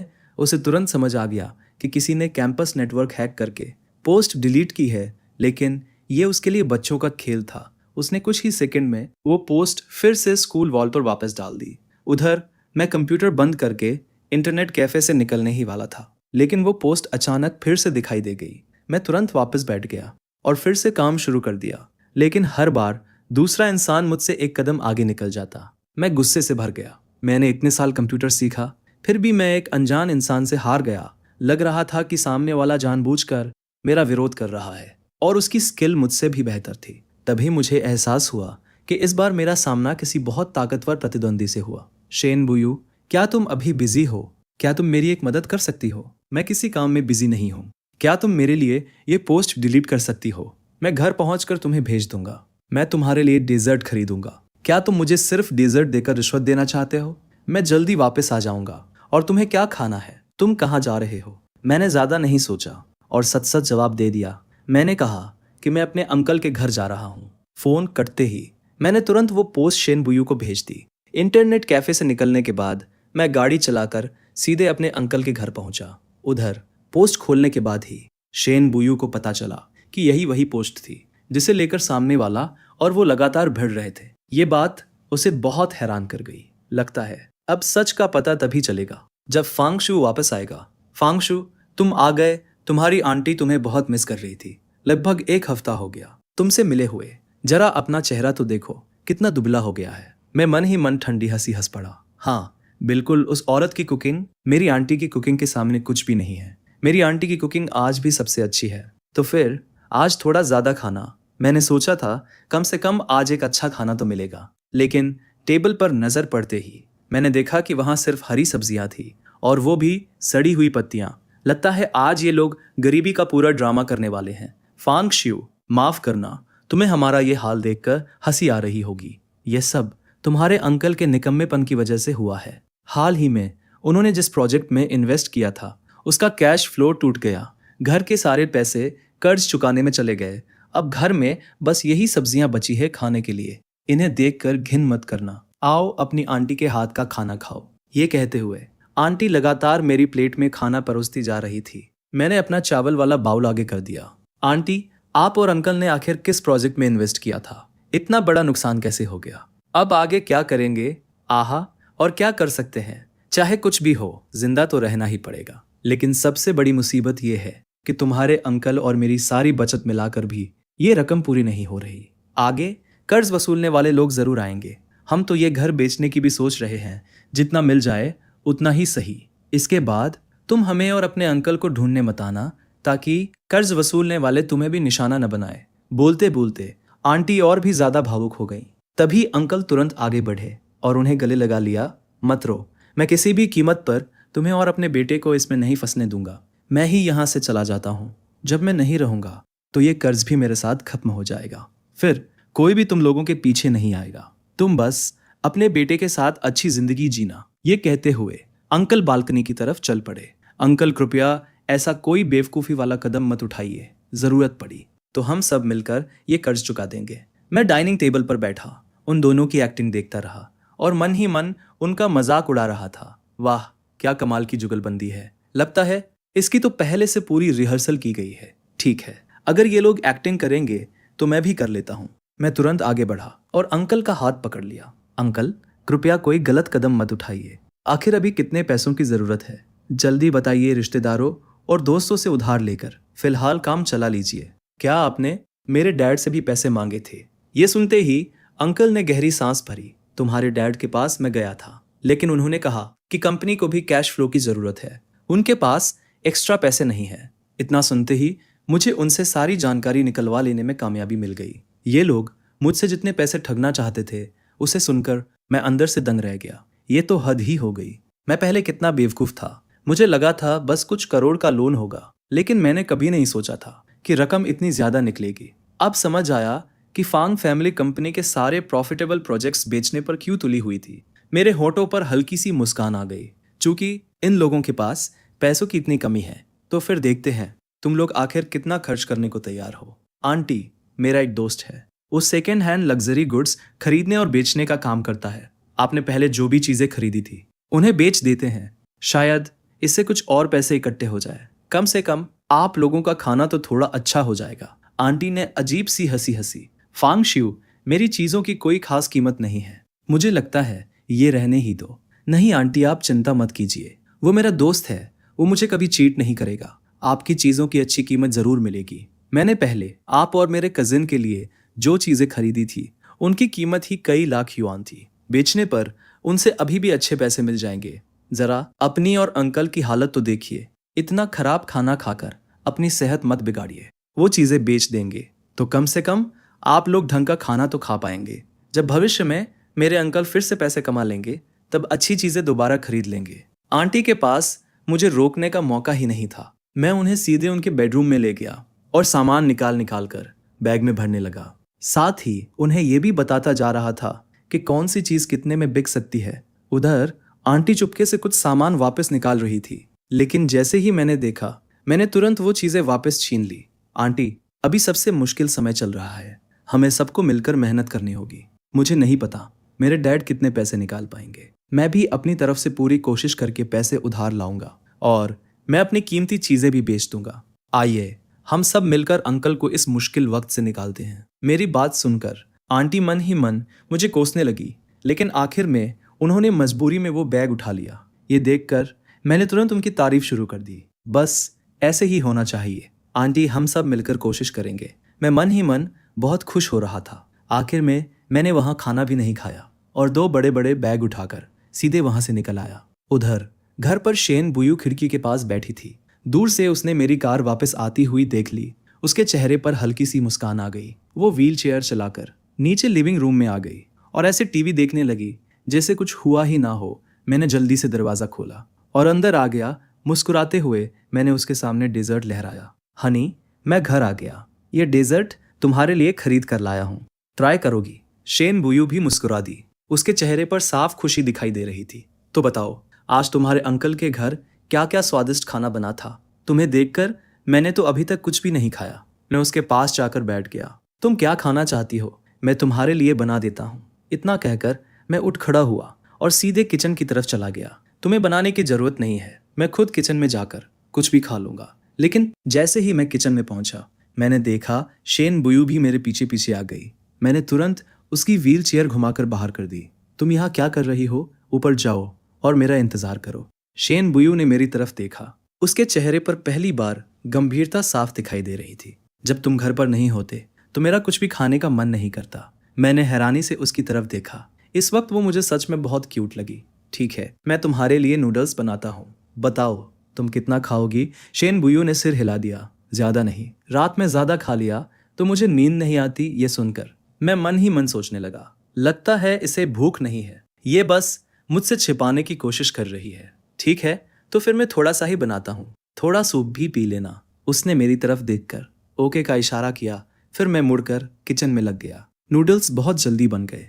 मैं उन्हें डाइनिंग टेबल पर ले आया। शेन बुयू के बाउल में सिर्फ एक अंडा था, थोड़े से नूडल्स और आधा बाउल सूप।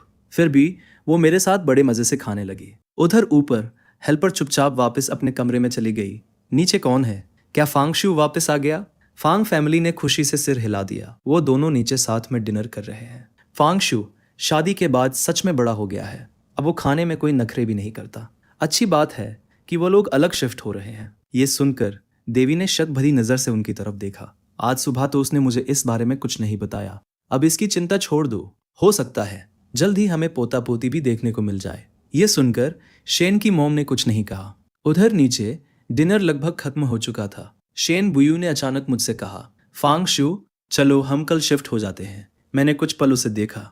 अचानक ये फैसला क्यों? शेन बुयू ने अपने हाथों की तरफ देखा। मैं हम दोनों का अपना एक घर चाहती हूँ, तुम्हारा क्या ख्याल है? यह सुनकर मुझे थोड़ी उत्सुकता हुई। दिलचस्प, तो फिर हम कहाँ शिफ्ट होंगे? यहीं से ज्यादा दूर नहीं, सामने वाली पहाड़ी पर। मेरी आंखें बड़ी हो गई। वो तो प्राइवेट विला है। शेन बुयू ने मुस्कुराकर मेरी तरफ देखा। मैंने खरीद लिया है। मैंने शक भरी नजर से उसकी तरफ देखा। तुम्हारे पास इतने पैसे आए कहाँ से? बिल्कुल, मैंने खुद कमाए हैं। चिंता मत करो, मैं अभी भी तुम्हें सपोर्ट कर सकती हूँ। तभी मुझे एहसास हुआ कि मैंने शेन बुयू की काबिलियत को बहुत कम आंका था। मैंने कभी नहीं सोचा था कि वो इतनी जल्दी बिलियनियर बन जाएगी। पिछले जन्म के आखिर उसके पास और कितने राज छिपे हुए हैं जिनके बारे में मुझे कुछ भी नहीं पता। तो हम कब शिफ्ट होंगे? शेन बुयू ने मेरा हाथ पकड़ लिया। कल ही शिफ्ट हो जाएं। मैंने सिर हिला दिया। वैसे भी कल दोपहर मेरी कोई क्लास नहीं है। ये सुनते ही शेन बुयू खुशी से मेरे होठों पर किस कर गई। मैं एक पल के लिए सन्न रह गया। फिर मैंने उसे अपनी बाहों में खींच लिया और उसे वापस किस किया। शेन बुयू ने जरा भी विरोध नहीं किया। उसने बस अपनी आंखें बंद कर ली। कुछ मिनट बाद मैंने मुस्कुराकर शेन बुयू से कहा, तुम पहले ऊपर चली जाओ, मैं थोड़ी देर में आता हूँ। लेकिन शेन बुयू वहीं खड़ी रही। वो बस मुझे किचन में काम करते हुए देखती रही। ये देखकर मेरे पास जल्दी जल्दी काम खत्म करने के अलावा कोई रास्ता नहीं था। बर्तन धोने के बाद मैं शेन बुयू को व्हीलचेयर पर ऊपर ले गया। बेडरूम में वापस आने के बाद मैं और शेन बुयू दोनों फ्रेश होकर आए। फिर हम दोनों बेड पर लेट गए। बेड पर आते ही शेन बुयू सीधे मेरी बाहों में आकर सिमट गई। मैंने धीरे से पुकारा, शेन बुयू, लेकिन उसने मुझे कोई जवाब नहीं दिया। लगता है वो सच में सो गई है। मैंने बेबसी से एक सांस छोड़ी और फिर हार मान ली। आखिर ये मेरी वाइफ है, जैसा चाहे वैसा करने दो। उधर आन फैमिली में आन लान वापस आ गई। घर आते ही उसे पता चला कि उसके सारे पसंदीदा कलेक्टिबल्स गायब थे। वो जोर से चिल्लाई, मेरी चीजें कहाँ हैं? आंटी गुस्से में उसके पास आई। क्या सिर्फ तुम्हारी ही चीजें गायब हुई है? सिर्फ तुम्हारी नहीं, सबकी चीजें बिक गई है। आन लान गुस्से से पागल होने लगी। मॉम, आपने आखिर किया क्या है? तब आंटी ने उसे पूरी बात बता दी। सब सुनने के बाद आन लान की आंखों में ठंडी मुस्कान चमक उठी। मॉम, कल मैं अंकल के घर होकर आती हूँ। ठीक है, जाकर उन्हें जल्दी करने के लिए कहना। अगली सुबह मेरी आंख खुली। मैंने तुरंत फोन उठाकर टाइम देखा और एकदम चौंक गया। फिर लेट हो गया। आज प्रोफेसर की क्लास है। वो हर क्लास से पहले अटेंडेंस लेते हैं और फाइनल एग्जाम में अटेंडेंस के भी मार्क्स जुड़ते हैं। ये याद आते ही मैं घबराकर बिस्तर से उठ बैठा। जल्दी जल्दी फ्रेश होकर मैं बिजली की तरह नीचे भागा। मुझे देखकर सब ने जल्दी से हाथ हिलाया। तुमने अभी तक ब्रेकफास्ट नहीं किया? लेकिन मैं बिना पीछे देखे ही बाहर निकल गया। अब नहीं खाऊंगा, बहुत लेट हो गया है। फांग फू ने मुस्कुराकर सिर हिलाया। ये बच्चा अब तो स्कूल जाने के लिए कितना उत्साहित रहने लगा है। डाइनिंग टेबल पर बैठी शेन बुयू ये सब चुपचाप देख रही थी। उसके दिल में अचानक खुशी की लहर दौड़ गई। क्या इसका मतलब अब वो विदेश नहीं जाएगा? ब्रेकफास्ट के बाद शेन बुयू अपने कमरे में लौट गई और अपना काम करने लगी। उसने मेरे स्कूल की सर्विलांस फुटेज निकाल ली। उधर स्कूल में मैं घंटी बजने से ठीक पहले क्लासरूम में घुसने में कामयाब हो गया, लेकिन तभी मुझे याद आया कि अगली क्लास की टेक्स्ट बुक तो मैं घर पर ही भूल आया हूँ। कुछ देर सोचने के बाद मेरे पास कोई और रास्ता नहीं था। मैंने एक जूनियर को, जिसकी आज कोई क्लास नहीं थी, मेरे घर से किताब लाने के लिए मैसेज किया। फिर मैंने शेन बुयू को भी मैसेज भेजा। उससे कहा कि किताब घर के बाहर दरवाजे पर रख दे। हालांकि शेन बुयू को बाहरी लोगों से मिलना बिल्कुल पसंद नहीं था, लेकिन जब उसे पता चला कि वो मेरा दोस्त है तो उसने खुद ही दरवाजा खोलने का फैसला किया। लेकिन जैसे ही उसने आंगन के गेट के बाहर खड़ी शख्सियत को देखा, उसे अचानक दरवाजा खोलने का मन ही नहीं रहा। ये एक लड़की क्यों है? इसका फांगशू के साथ क्या रिश्ता है? उधर उस जूनियर लड़की को कुछ समझ ही नहीं आया। उसने दरवाजे के हैंडल से किताब उठाई और वापस चली गई ऊपर। शेन बुयू अकेली व्हीलचेयर पर बैठी रह गई। उसका मन बिना रुके तरह की बातें सोचने लगा, लेकिन स्कूल में मौजूद मुझे इन सब बातों की कोई खबर नहीं थी। घर पर शेन बुयू ने फिर से स्कूल की कैंपस वॉल खोल ली और मेरे बारे में आने वाली हर चीज पर नजर रखने लगी। सुबह का समय जल्दी ही बीत गया। क्लास खत्म होते ही मैं जल्दी से घर लौट आया। जब शेन की मॉम घर पहुंची तब तक सब कुछ तैयार था। लंच के बाद मैंने शेन बुयू की व्हीलचेयर पकड़ ली। उसे आगे बढ़ाते हुए मैंने पूछा, जब मैं घर पर नहीं था क्या तुमने अपना सामान पैक कर लिया? व्हील चेयर पर बैठी शेन बुयू मेरे सवाल का कोई जवाब नहीं दिया। आज सुबह मैं भी काफी बिजी थी। थोड़ी देर में हम दोनों साथ मिलकर सामान समेट लेंगे। पैक हो गया। यहाँ तुम्हें थोड़ी मेहनत करनी पड़ेगी। मेरा सामान बहुत ज्यादा है। मैं पहले इसे अलग अलग कर देता हूँ, फिर धीरे धीरे सब शिफ्ट कर लेंगे। शेन बुयू मुस्कुराकर सिर हिला दिया। चलो हम दोनों मिलकर करते हैं। हमने कमरे में काम बांट लिया और मिलकर सामान समेटने लगे। ज्यादा देर नहीं लगी, सारा सामान पैक हो गया। दोपहर में मूवर्स हमारे घर आए और सारा सामान लेकर चले गए। उधर मैं शेन बुयू को लेकर सीधे हमारे नए घर पहुंचा। तभी आंटी लियू विलास से बाहर आई। उनके चेहरे पर मुस्कान थी। हेलो सर और मैडम। मैं थोड़ा चौंक गया। सर सुनकर अजीब सा एहसास हुआ। क्या हुआ? तुम्हें ये बुलाना पसंद नहीं? मैंने तुरंत हाथ हिलाया। नहीं, बस इसकी आदत नहीं है। हाँ हाँ, कोई बात नहीं, धीरे धीरे आदत हो जाएगी। ये हैं आंटी लियू। अब से ये हमारी रोजमर्रा की जरूरतों का ध्यान रखेंगी। आंटी लियू, आगे आपको बहुत परेशान करना पड़ेगा। कोई परेशानी नहीं, ये तो मेरा काम है सर।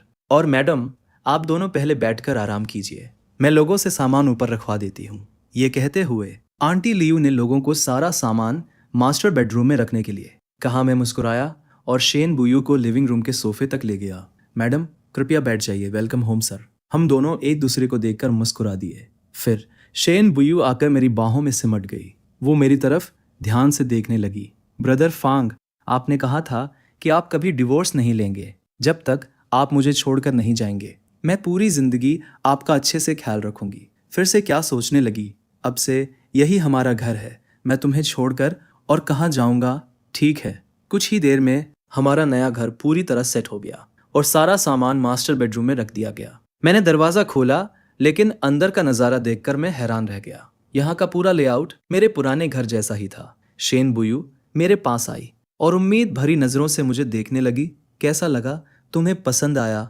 मुझे बहुत पसंद आया। शेन बुयू, अब मुझे एहसास हुआ है कि तुमसे शादी करना मेरी जिंदगी का सबसे खुशकिस्मत फैसला था। तुम दुनिया की सबसे खूबसूरत और सबसे अच्छी औरत हो। तुम्हारे सामने मुझे खुद लगता है कि मैं तुम्हारे लायक भी नहीं हूँ। नहीं, मेरे दिल में सबसे कीमती इंसान सिर्फ तुम हो। उसी समय बेडरूम के बाहर से आंटी लियू की आवाज आई। सर, बाहर एक आदमी आपसे मिलने आया है। वो खुद को आपका कजिन बता रहा है। मैंने भौहें सिकोड़ ली।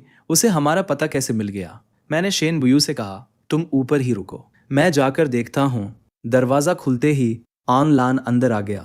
उसकी नजर चारों तरफ घूमने लगी। वो व्हील चेयर वाली कहाँ है? आन लान, मुझे लगता है मैं तुम्हें पहले भी समझा चुका हूँ।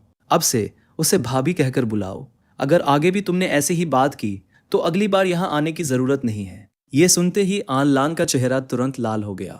सॉरी कजिन, मुझे नहीं पता था कि शादी के बाद आपने भाभी से नफरत करना छोड़ दिया। पहले तो आप ही मुझे कहते थे कि उन्हें व्हील चेयर वाली कहकर बुलाऊं। ये सुनकर मैं पूरी तरह चुप रह गया।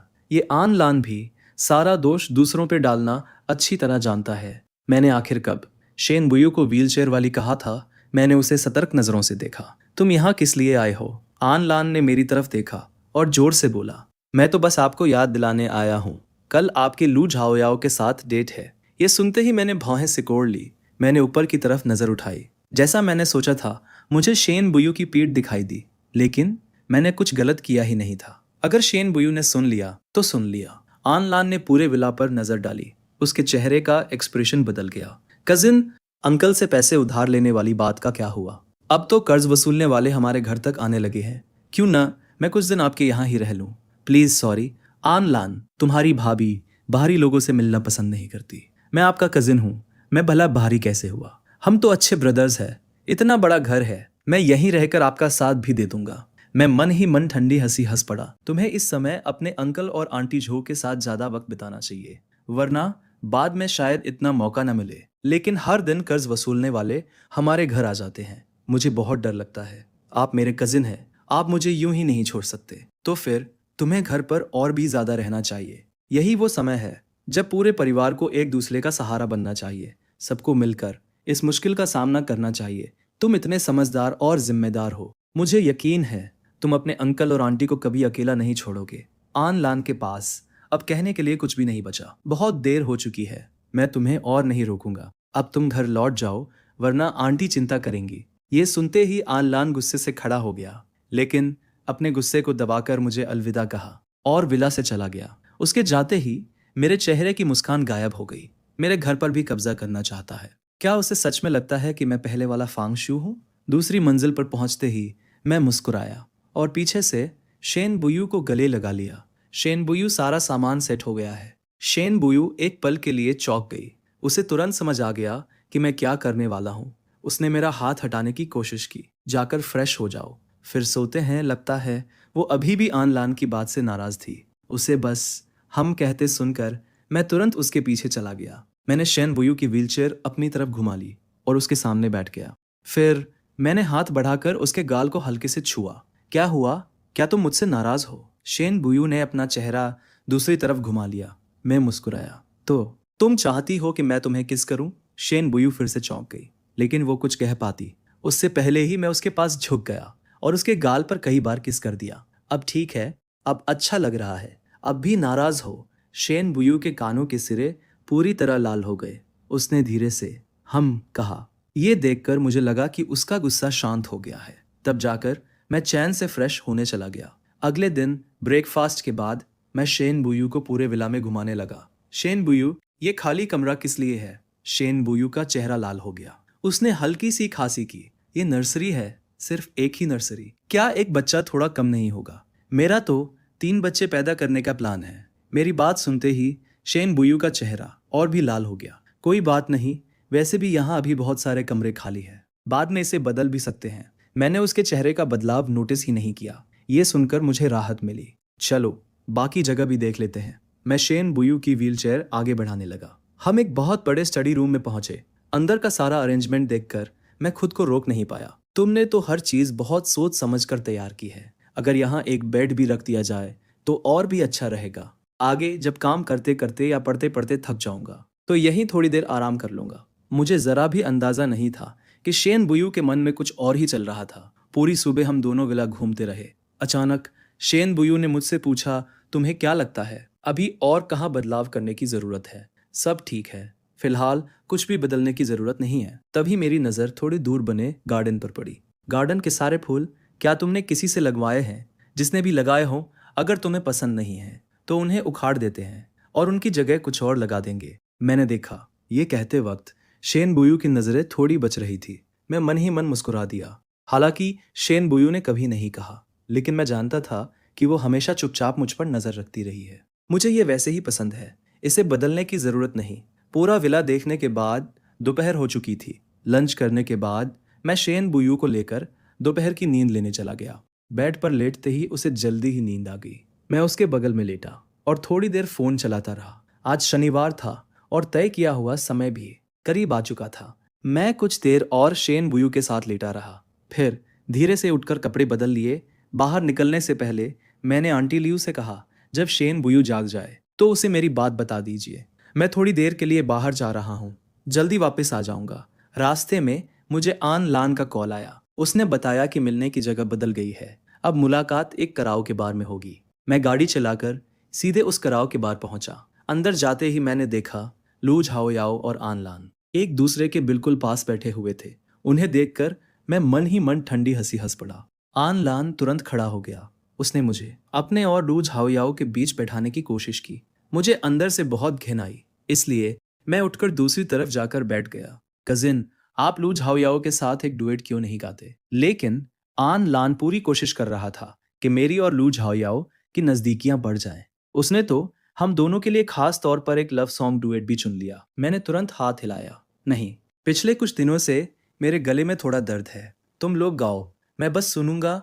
मुझे इतना शांत देखकर लू झाओयाओ के चेहरे की नाराजगी भी कम हो गई। फिर वो खुशी से आन लान की तरफ देखने लगा और उसके बाद माइक्रोफोन उठा लिया। ये सब देखकर मेरी रीढ़ में ठंडी लहर दौड़ गई। पिछले जन्म की बातें याद आते ही मुझे और भी ज्यादा घिन आने लगी। उधर लू झाओयाओ की नजर महसूस करके आनलान ने हल्का सा चेहरा दूसरी तरफ घुमा लिया। उसने अनजाने में मेरे तरफ एक नजर डाली। जब उसने देखा कि मैं सिर्फ अपना फोन देख रहा हूं, तब जाकर उसने राहत की सांस ली। लेकिन उसे क्या पता था कि मैं अपनी नजर के कोने से उन दोनों पर लगातार नजर रखे हुए था। उन दोनों की छोटी छोटी हरकतें देखकर मैं मन ही मन ठंडी हंसी हंस पड़ा। फिर मैंने अनजान बनने का नाटक किया। सिर उठाकर बोला, आनलान, तुम लोग जल्दी गाओ, मैं इंतजार कर रहा हूं। लू झाओयाओ ने सबसे पहले गाना शुरू किया। उसके बाद आनलान भी बेफिक्र होकर साथ गाने लगी। दोनों लव सॉन्ग गा रहे थे, एक दूसरे को देख रहे थे। उनकी आंखों में प्यार साफ दिखाई दे रहा था। मैंने मौका देखकर चुपके से अपना फोन निकाला और उनकी एक फोटो खींच ली। फोटो लेने के बाद मैंने फोन वापस जेब में रख लिया। फिर टेबल पर रखा ड्रिंक उठा के एक घूंट पिया और मुस्कुराते हुए उन दोनों का तमाशा देखने लगा। गाना खत्म होने के बाद आनलान मुस्कुराई और मुझे फिर अपनी तरफ खींच लिया। चलो हैमर गेम खेलते हैं, जो हारेगा वो ड्रिंक पिएगा। मैंने फोन में टाइम देखा, अभी काफी समय था। चलो थोड़ी देर इनके साथ खेल ही लेता हूँ, देखते हैं अब ये लोग कौन सी नई चाल चलते हैं। कुछ ही राउंड बाद आनलान लगातार कई बार हार गई। मैंने अपना जूस पी लिया, तभी वो खड़ी हो गई। तुम लोग बैठे रहो, मैं कुछ और ड्रिंक्स लेकर आती हूँ। लेकिन उसकी वो मुस्कान मेरी नजर से बच नहीं पाई। उसके होठों पर एक खतरनाक मुस्कान उभर आई। ये देखकर मैं मन ही मन हंस पड़ा। लगता है अब आखिरकार चाल चलने का इंतजार खत्म हो गया। सच कहूं, मैं भी देखना चाहता था कि ये लोग क्या करने वाले हैं। जैसे ही उसने ध्यान हटाया, मैंने फुर्ती से अपना कप और आनलान का कप बदल दिया। फिर मैंने उसका कप उठा के उसके हाथ में दे दिया। अब बचने की कोशिश मत करना, पहले इसे खत्म करो। मैंने लगभग पूरा कप उसके हाथ में थमा दिया। आनलान के पास मजबूरी में मुस्कुराकर उसे पीने के अलावा कोई रास्ता नहीं था। थोड़ी देर बाद अचानक मुझे बहुत गर्मी महसूस होने लगी। ये महसूस होते ही मैं पूरी तरह सतर्क हो गया। फिर भी मैंने लापरवाही कर दी और उन्हें मौका मिल गया। अच्छी बात यह थी कि मुझे जल्दी ही इसका एहसास हो गया। अभी भी इसका हल निकालने का मौका था। मैं जितनी तेज भाग सकता था, भाग कर बाहर निकल गया। मुझे वॉशरूम जाना है। मैं सीधे बाथरूम में घुस गया और ठंडे पानी से अपना चेहरा धोने लगा। लेकिन मेरे शरीर की गर्मी लगातार बढ़ती जा रही थी। ऐसे नहीं चलेगा, मुझे तुरंत शेन बुयू को कॉल करना होगा। कॉल लगते ही शेन बुयू ने एक पल की भी देरी नहीं की। उसने तुरंत व्हीलचेयर नीचे ले गई और सीधे विला से बाहर निकल गई। असिस्टेंट तुरंत आगे बढ़ा और उसके लिए कार का दरवाजा खोल दिया। बॉस, हम साउथ सिटी वाले कराओके बार जा रहे हैं, जल्दी चलो। यह पहली बार था जब असिस्टेंट ने अपने बॉस को इतना घबराया हुआ देखा। कार तुरंत स्टार्ट हो गई। पूरे रास्ते शेन बुयू अपना फोन कसकर पकड़े रही और बार बार कहती रही, और तेज चलाओ। असिस्टेंट के पास स्पीड बढ़ाने के अलावा कोई और रास्ता नहीं था। उधर कराओके बार के वॉशरूम में मैंने दांत भींच लिए और दरवाजे को घूरता रहा। मैं जरा सी भी आवाज निकालने की हिम्मत नहीं कर रहा था। मुझे हर हाल में खुद को संभालना होगा। आखिरकार शेन बुयू मेरे फोन की लोकेशन के सहारे मुझे ढूंढ ही दिया। कार में बैठते ही शेन बुयू ने असिस्टेंट से कहा, उसे पीछे वाली सीट पर लिटा दो। मेरी हालत देखकर शेन बुयू लगातार असिस्टेंट को जल्दी चलाने के लिए कहती रही। पूरे रास्ते कार तेज रफ्तार से दौड़ती रही। आखिरकार हम घर पहुंच गए।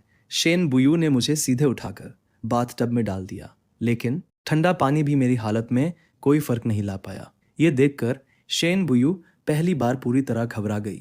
बेबसी में उसे अपनी व्हीलचेयर से उतरना पड़ा। वो रेंगते हुए बाथटब में आई और मुझे कसकर अपनी बाहों में भर लिया। जब मेरी दोबारा आंख खुली तब सुबह के 11 बज चुके थे।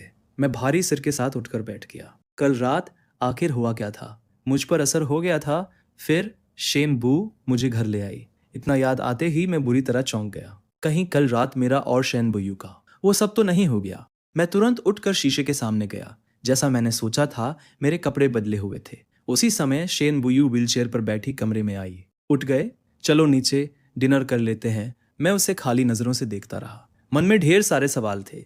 फिर मैं उसके पीछे पीछे नीचे चला गया। डिनर के बाद आखिर मैंने हिम्मत करके उससे पूछा, कल रात हम दोनों के बीच कुछ हुआ था? शेन बुयू एक पल के लिए रुक गई। उसने सिर उठाकर मेरी तरफ देखा। मुझे लगा था वो इस सवाल से बच जाएगी, लेकिन मेरी उम्मीद के उलट उसने सच सच जवाब दिया। फांग शियू, अब हम सच में पति पत्नी है। दोबारा जन्म लेने के बाद इस बार आखिरकार मैं सच में शेन बुयू के साथ आ गया। मैंने मन ही मन कसम खाई कि इस जन्म में मैं शेन बुयू से दिल से प्यार करूंगा, उसके साथ बच्चे होंगे और मैं उसे फिर कभी अकेला नहीं छोड़ूंगा। उधर आन लान और लू झाओयाओ पूरी तरह एक दूसरे के साथ उलझ चुके थे, लेकिन मुझे इस बात की जरा भी खबर नहीं थी। अगले दिन मैं बाहर से वापस घर आया तो देखा शेन बुयू चुपचाप लिविंग रूम में बैठी टीवी देख रही थी। मैं उसके पास गया और पीछे से उसे गले लगा लिया। शेन बुयू, चलो थोड़ी देर स्टडी में बैठकर पढ़ते हैं। शेन बुयू ने सिर हिला दिया। ठीक है। हम दोनों स्टडी रूम में पहुंचे। मैं बुकशेल्फ के सामने खड़ा हो गया। फिर मुड़कर उससे पूछा, तुम कौन सी किताब पढ़ना चाहती हो? मैं निकाल दूं? लेकिन शेन बुयू ने सीधे कंप्यूटर ऑन कर दिया। फिर मेरी तरफ देखकर बोली, मैं थोड़ी देर कंप्यूटर इस्तेमाल करूंगी। मैंने भी एक किताब उठाई और उसके पास बैठ गया। शेन बुयू, क्या सोच रही हो? मुझे बिल्कुल पता नहीं चला कि जैसे ही मैं बैठा, शेन बुयू ने तुरंत कंप्यूटर की स्क्रीन बदल दी। असल में वो कल रात कराओके बार की सर्विलेंस फुटेज देख रही थी, लेकिन वो नहीं चाहती थी कि मुझे इसका पता चले। उसने मेरी तरफ देखा और हमेशा की तरह शांत मुस्कान के साथ बोली, हाँ हाँ कुछ नहीं। तुमने कौन सी किताब चुनी? मैंने देखा ज्यादातर किताबें लिटरेचर की है, कंप्यूटर और मैथमेटिक्स की किताबें भी है। मैंने तो बस यूं ही एक उठा ली। मुझे नहीं पता तुम्हें किस तरह की किताबें पसंद है, इसलिए मैंने ज्यादातर लिटरेचर की किताबें रखवा दी। अगर इनमें तुम्हारी पसंद की कोई किताब नहीं है तो एक लिस्ट बना देना, हम और किताबें खरीद लेंगे। मैंने हाथ हिलाया और बेफिक्र होकर कहा, रहने दो, मुझे पढ़ने का इतना शौक नहीं है। खरीद कर भी रखेंगे तो बस जगह ही घेरेंगी। मैंने शेन बुयू की तरफ देखा और मुस्कुराते हुए कहा, उस जगह पर बच्चों की किताबें रखेंगे तो कैसा रहेगा? भविष्य की सोचो, हमारे बच्चे होंगे तो उनके काम आएंगी। शेन बुयू ने भौहें सिकोड़ ली। क्या तुम्हें लग रहा है घर छोटा है? तो क्या इसके आसपास की जमीन भी खरीद लें? मैंने तुरंत हाथ हिलाया। नहीं नहीं, ऐसी कोई जरूरत नहीं है। अभी जैसा है वैसा ही बहुत अच्छा है। घर अगर बहुत बड़ा हो जाए तो खाली खाली सा लगेगा। उसी समय अचानक एक फोन बज उठा। फोन की रिंग सुनते ही शेन बुयू के चेहरे का एक्सप्रेशन थोड़ा बदल गया। मैंने शेन बुयू की तरफ देखा और उत्सुकता से पूछा, क्या हुआ? किसका फोन था? मॉम का। उन्होंने कहा, आपकी आंटी मुझसे मिलने आई है, लगता है कुछ गड़बड़ है, चलो हम दोनों वापस चलते हैं। मैंने भौहें सिकोड़ ली। इस वक्त आंटी यहाँ क्यों आई है? कहीं ये कल रात वाली आन लान की बात तो नहीं?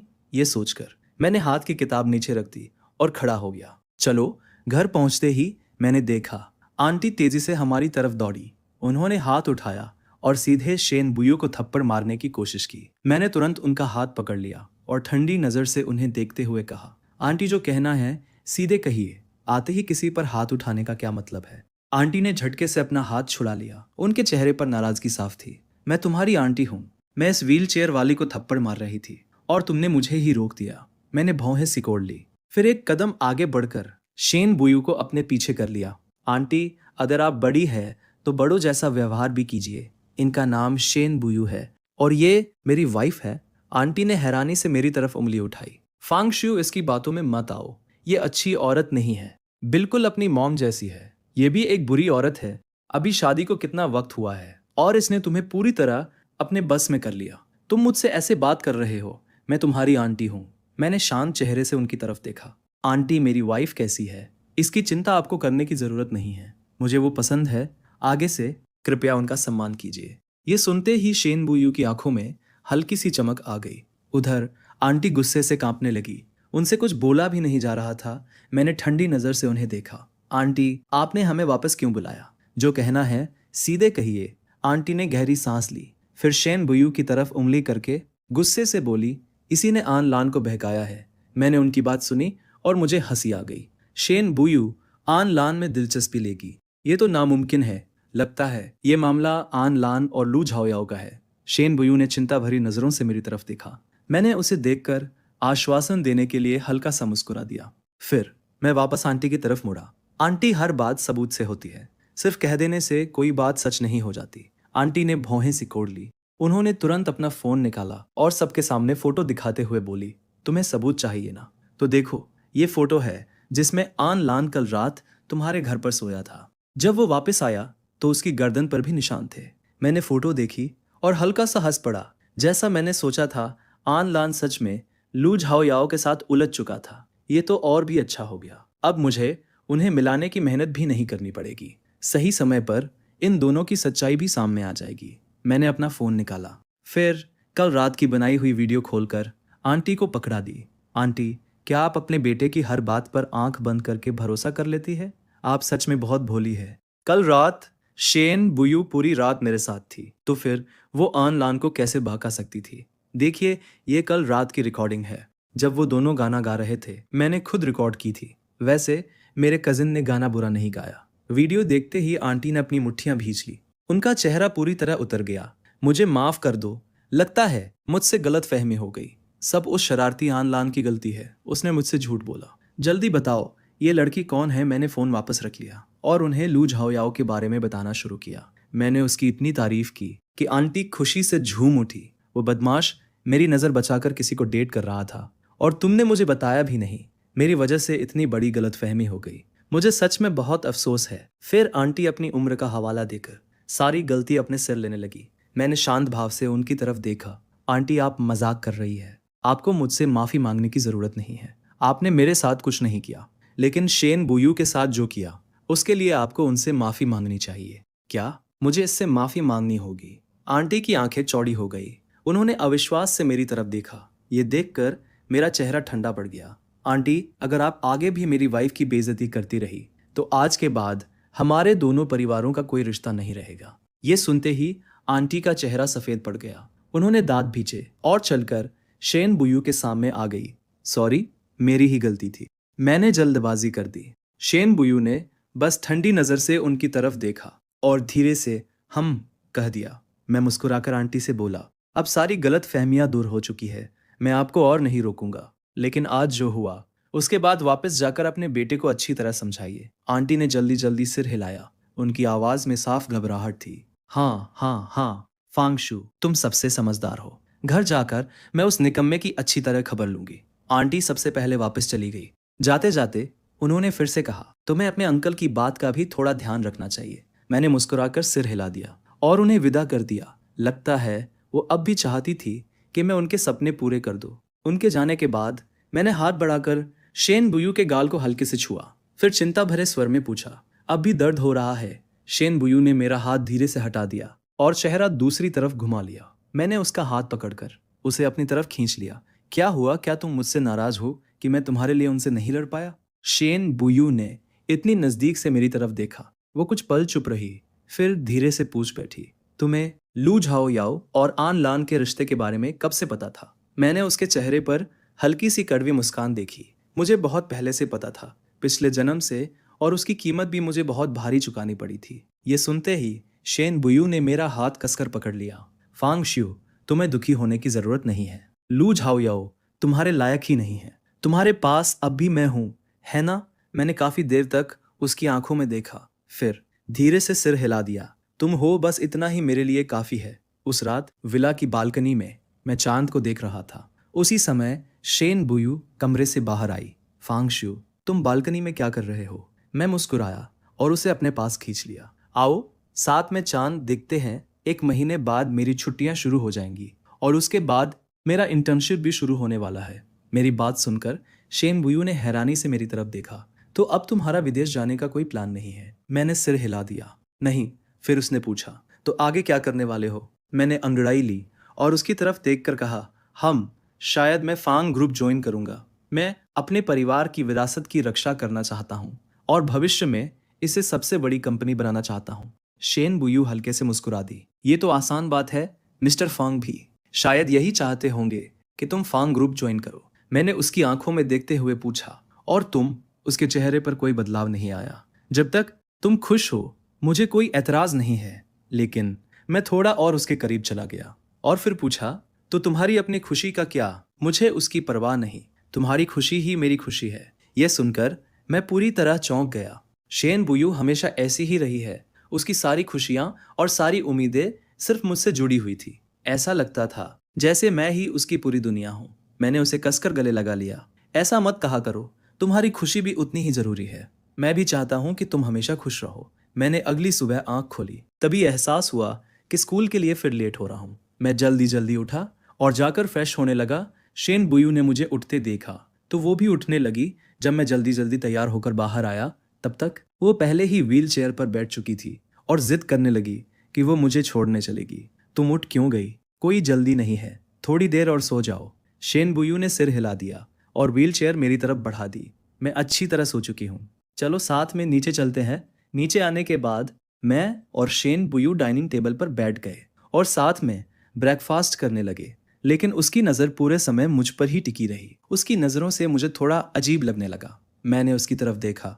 जल्दी खाओ, नहीं तो ठंडा हो जाएगा। शेन बुयू मुस्कुरा दी। उसने टेबल पर रखा दूध उठाया, लेकिन उसकी नज़र अब भी मुझसे नहीं हटी। ब्रेकफास्ट खत्म होने के बाद मैंने अपना स्कूल बैग उठाया और शेन बुयू के पास चला गया। मैं चलता हूँ, तुम खाना खत्म करके ऊपर जाकर थोड़ी देर और सो जाना। उसके कुछ बोलने से पहले ही मैं झुका और उसके गाल पर हल्का सा किस कर दिया। शेन बुयू एकदम सन्न रह गई।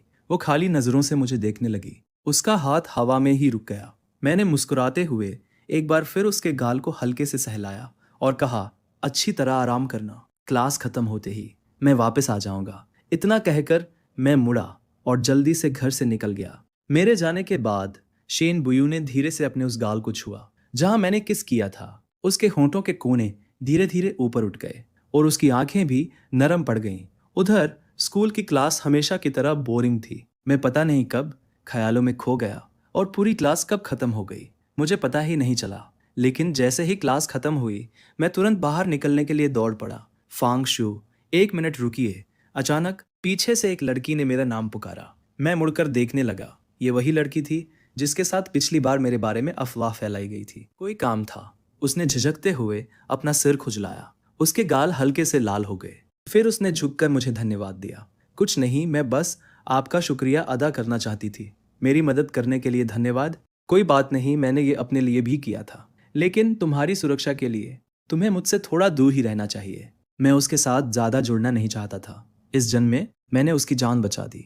इसे भगवान द्वारा मुझे दूसरी जिंदगी देने का शुक्रिया समझ लो। फिर भी मैं आपका धन्यवाद करना चाहती हूँ। मुझे बहुत अफसोस है, अभी मेरे पास आपका एहसान चुकाने के लिए कुछ भी नहीं है। ओह सॉरी, मुझे अब जाना होगा। मेरी पार्ट टाइम जॉब के लिए देर हो रही है। बाय। Thank you Fang. इतना कहकर वो जल्दी से वहां से चली गई। लेकिन मैंने उसकी आखिरी बात सुनी ही नहीं।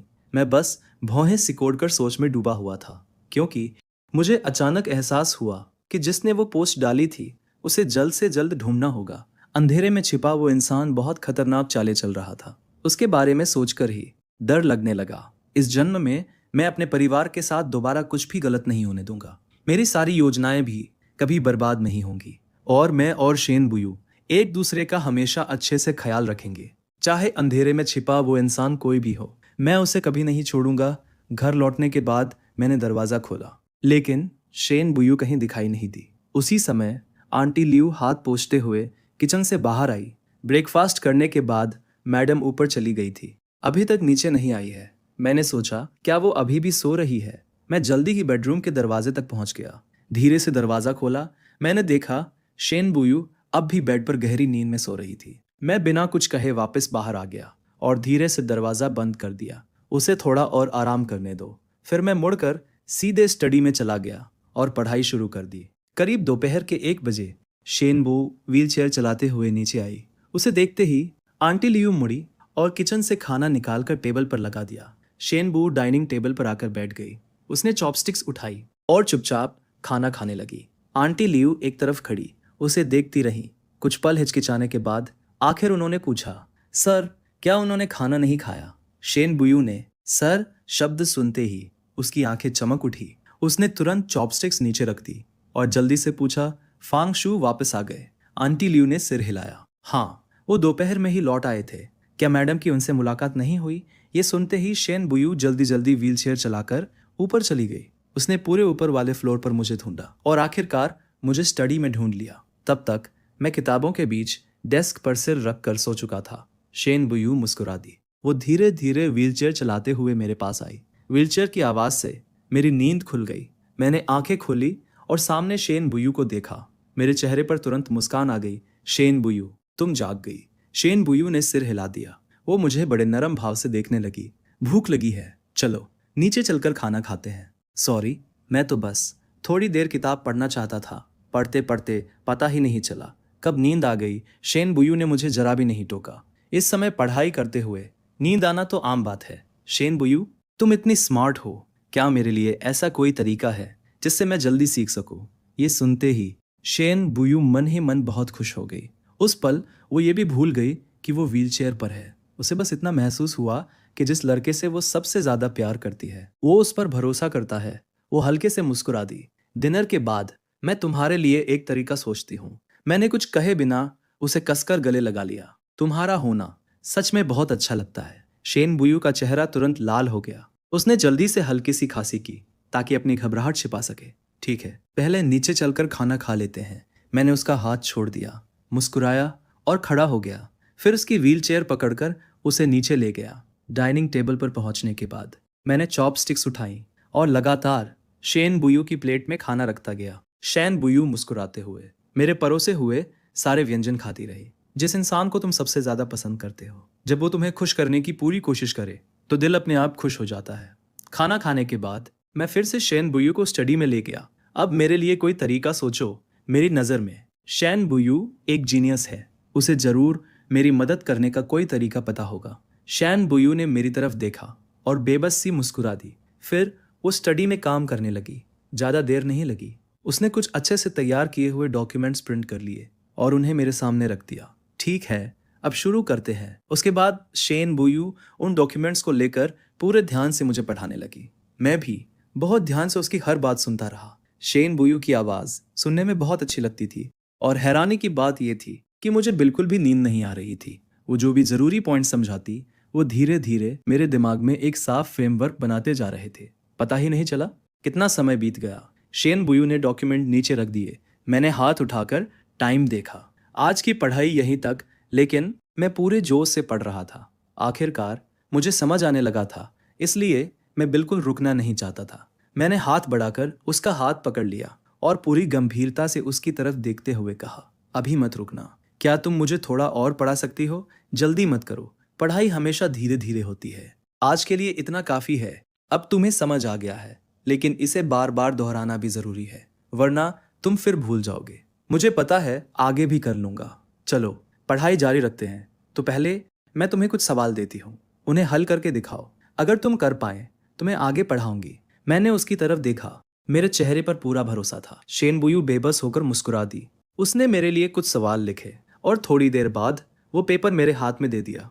अगर तुम ये सवाल हल कर पाए तो हम आगे पढ़ेंगे। मैंने पेपर लिया और उत्साह से सिर हिला दिया। पक्का? शुरुआत के सवाल बहुत आसान थे। मैंने उन्हें जल्दी जल्दी हल कर दिया। मुझे अपने ऊपर थोड़ा गर्व भी होने लगा। लेकिन जैसे ही मैं आखिरी सवाल तक पहुंचा, मैं पूरी तरह अटक गया। मैंने दांत भींचकर उस सवाल को घूरना शुरू कर दिया। लगता है मुझे अपने ऊपर गर्व बहुत जल्दी हो गया था। ये सवाल इतना मुश्किल क्यों है? शेन बुयू एक तरफ बैठी चुपचाप मुझे देख रही थी। उसके होठों पर हल्की सी मुस्कान आ गई। मैंने बहुत कोशिश की, लेकिन सवाल समझ ही नहीं आया। आखिर मेरे पास शेन बुयू के बनाए हुए नोट्स देखने के अलावा कोई रास्ता नहीं बचा। मैंने कई बार हिसाब लगाया, लेकिन फिर भी जवाब नहीं निकला। आखिर मैंने हार मानकर पेन नीचे रख दिया और मदद के लिए शेन बुयू की तरफ देखने लगा। अरे ये सवाल तो बहुत मुश्किल है। क्या तुम जानबूझकर मुझे परेशान कर रही हो? शेन बुयू ने पेन उठाया और सवाल की तरफ इशारा करते हुए मुझे समझाने लगी, मैं तुम्हें जानबूझकर परेशान नहीं कर रही। ये सवाल इसलिए बनाया है ताकि तुम सीखो कि सीखी हुई चीज़ों को अलग अलग तरीकों से कैसे इस्तेमाल किया जाता है। सवाल को एक बार फिर ध्यान से देखो। मैं उसके थोड़ा और करीब झुक गया और पूरे ध्यान से शेन बुयू की बात सुनने लगा। धीरे धीरे मेरे माथे की शिकन भी मिटने लगी।